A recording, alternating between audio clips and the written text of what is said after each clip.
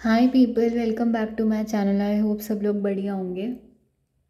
तो मैंने last video में स्ट्रेस मैनेजमेंट का सिलेबस बताया था और ये भी बताया था कि बीए साइकोलॉजी ऑनर्स अगर आप लोग करते हैं आफ्टर 12th तो उसमें क्या क्या पढ़ने को मिलता है।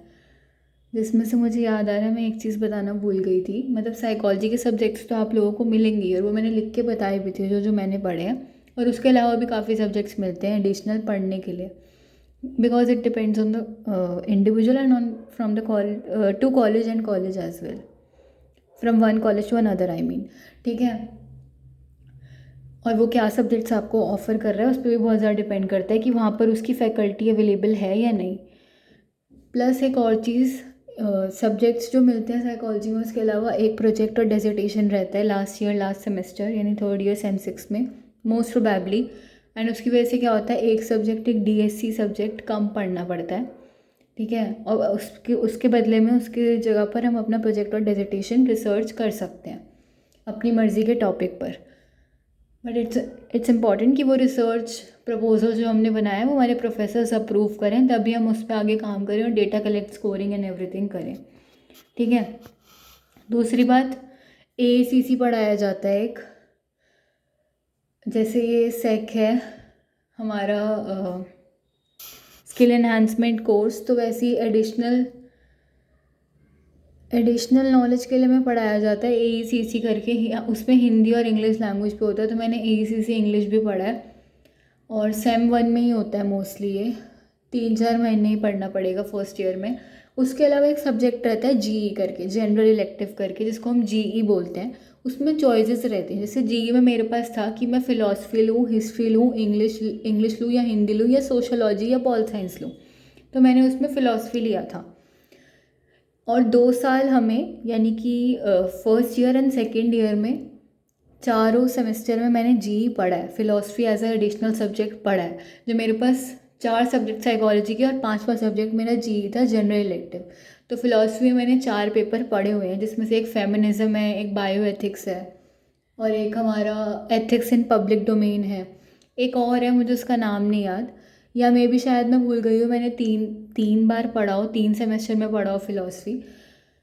But main thing is that कि साइकोलॉजी के सब्जेक्ट के अलावा अगर बंदे को लगता है कि नहीं उसका इसमें कुछ नहीं है यहाँ पर, तो वो बेड़ा गर्क ही करने वाला है अपना, तो वो फ़िलासफ़ी के उसने 3-4 पेपर पढ़े हैं, वो उस पर भी आगे जाके काफ़ी कुछ कर सकता है क्योंकि काफ़ी ब्रॉड और वास्ट नॉलेज वहाँ पे उसने ली है।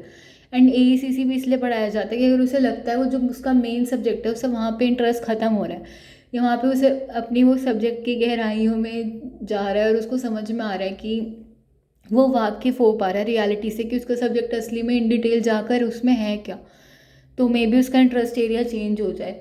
तो एसीसी भी इसलिए पढ़ाया जाता है कि मे बी उसका इंग्लिश में या पोइट्री में, लिटरेचर में ज़्यादा इंटरेस्ट आए। और जी में भी इंग्लिश एज अ सब्जेक्ट दिया जाता है, लिटरेचर वहाँ पे बहुत ज़्यादा दिखाया जाता है, मतलब पढ़ाया जाता है बेसिकली, पोइट्री एंड एवरीथिंग।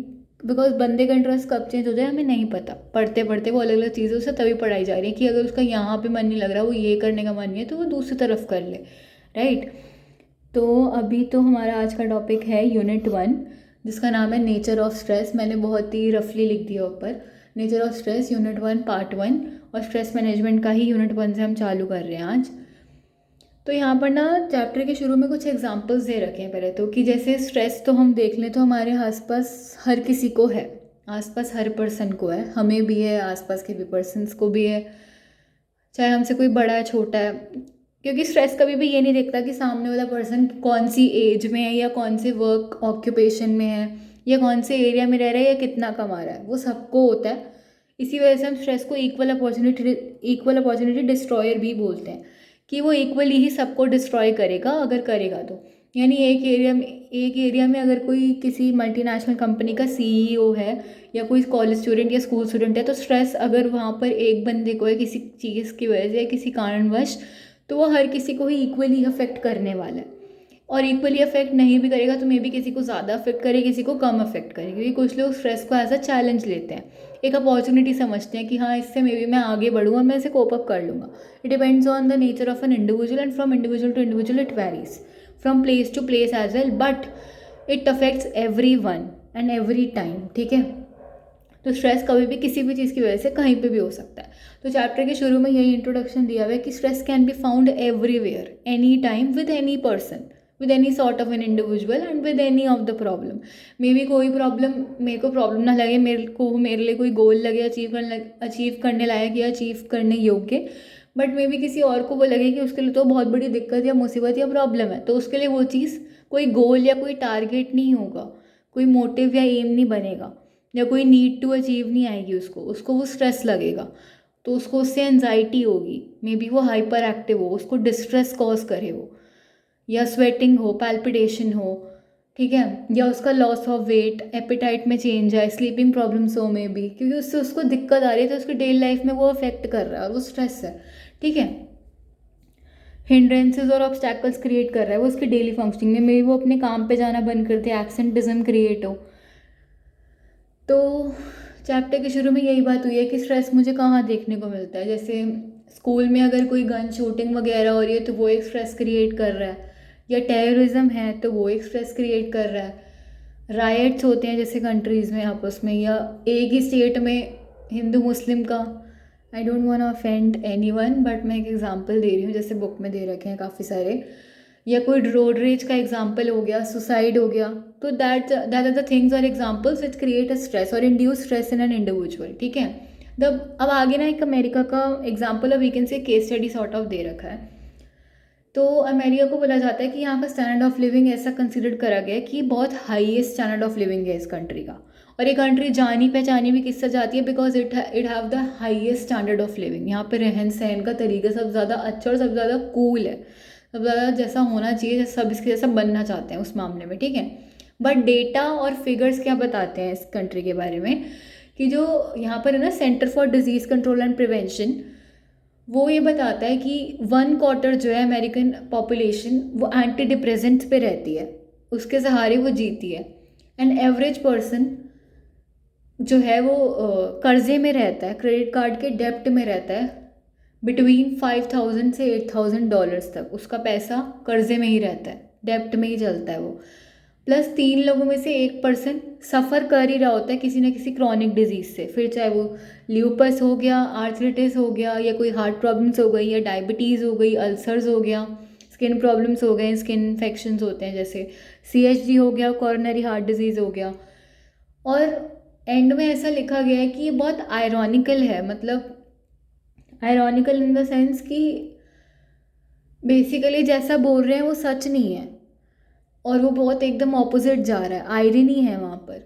तो आयरॉनिकली बाद में ऐसा बोला गया कि वैसे तो ये ऐसी कंट्री है जहाँ पे which is consider to be have the highest standard of living, और सब इसके जैसा बनना चाहते हैं, बट जो इसके बारे में ये सारा डेटा हमें बताता है, जो एक सच्चाई है उस कंट्री के बारे में, दिस एक्चुअली टेल्स अस कि वो उसकी एक बहुत गंदी पिक्चर क्रिएट कर रहा है, and people don't want to be like that कि उनको स्ट्रेस हो, या उनको स्ट्रेस के कारण कॉरोनरी हार्ट डिजीज़ हो, या वो कोई क्रॉनिक डिजीज़ को अपने अंदर एक्वायर कर लें। क्रॉनिक डिजीज़ लाइक कि डिजीज़ 2 तरीके से होते हैं, एक एक्यूट और एक क्रॉनिक। एक्यूट जो कि नाम से पता लग रहा है छोटे पीरियड ऑफ टाइम के लिए चलेगा, एंड क्रॉनिक जो कि लंबे पीरियड ऑफ टाइम के लिए चलेगा, it consist of a long period of time. जैसे कोई हार्ट डिजीज़ हो गया, या ल्यूपस है, अल्सर्स है, आर्थराइटिस है, डायबिटीज़ है, तो ये नहीं, ऐसा नहीं है इसमें कि वो 1 हफ्ते या 2-3 दिन में सही हो जाएगा, वो 1-2-3 साल या एक से 4 महीने ऐसे चलने वाले डिजीज़ हैं।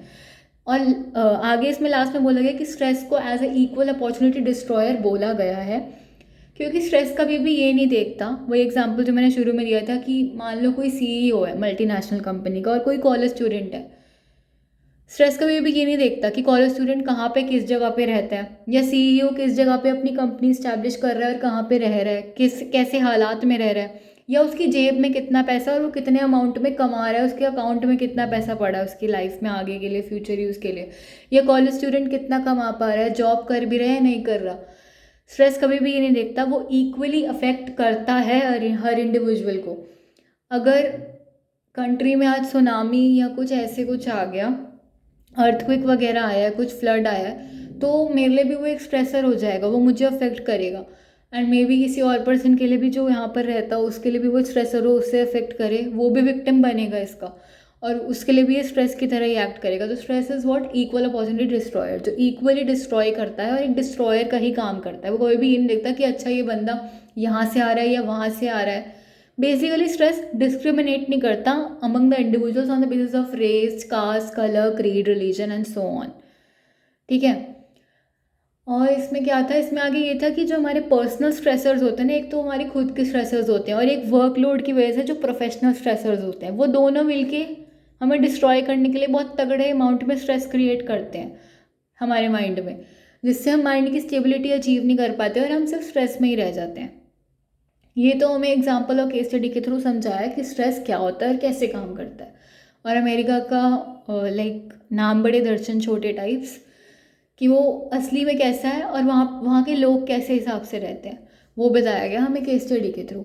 आगे अभी हम इसमें देखेंगे कि स्ट्रेस की प्रॉपर डेफिनेशन क्या है। काफ़ी सारे लोगों ने स्ट्रेस को अलग अलग अपने अपने तरीके से डिफ़ाइन किया, लोगों का क्या क्या मतलब था स्ट्रेस से, वो हम देखेंगे आगे। और आगे हम इसमें देखेंगे कि कैसे कैसे सब ने स्ट्रेस से रिलेटेड और काफ़ी सारे टर्म्स दिए हैं जिनको हम स्ट्रेस के साथ एसोसिएट कर सकते हैं, बट उनका मीनिंग स्ट्रेस वर्ड से काफ़ी अलग है। देन हम देखेंगे कि स्ट्रेस वर्ड आया कहाँ से और स्ट्रेस रिलेटेड रिस्पॉन्सेस किसने दिया। काफ़ी सारा साइकोलॉजिस्ट और थ्योरिस्ट वगैरह के नाम आएंगे जो हम आगे देखेंगे और स्ट्रेस से रिलेटेड टर्म्स भी पढ़ेंगे। तो अभी के लिए इतना ही। कुछ भी समझ में नहीं आया हो तो कृपया करके मुझसे बेझिझक पूछने का कष्ट उठाएं। And thank you so much अपना कीमती टाइम निकाल कर कीमती वीडियो देखने के लिए। सो डू सपोर्ट, और जो सपोर्ट कर रहे हैं then keep supporting and thank you so much.